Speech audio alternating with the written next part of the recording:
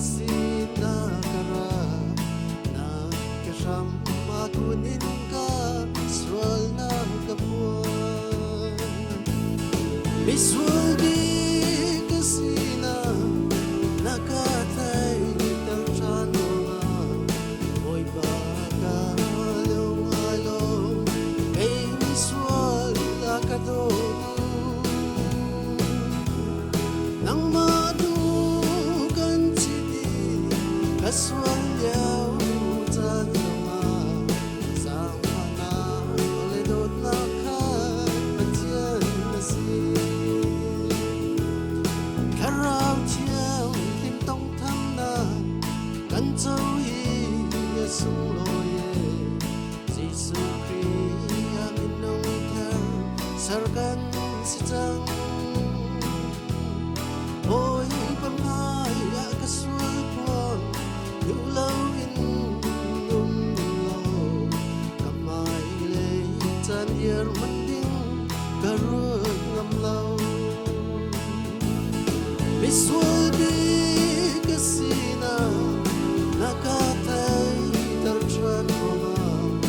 ôi pa ka halong halong ay miswal nakadot nang manukan siti kaswal yaw tanama sang panalidot na kapatyan na si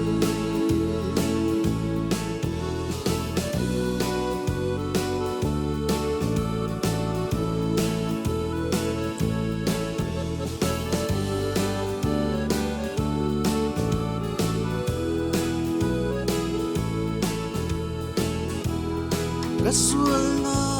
ituplawin oy pasim kapuan ka or habang in kaswal na akatyan tar or lotruam kaingain kanan law na kanya chakadi na pial de zong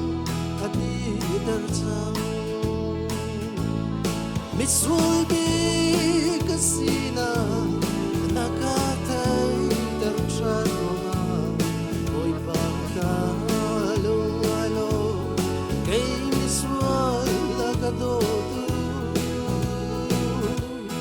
nang manukan siti kaswal yaw tanama sang panalidot na kapatyan na si miswal bi kasina nakatay darchan nga oy baka halong-halong kay miswal nakadodo nang manukan siti kaswal yaw tanama sang panalidot na kapatyan na si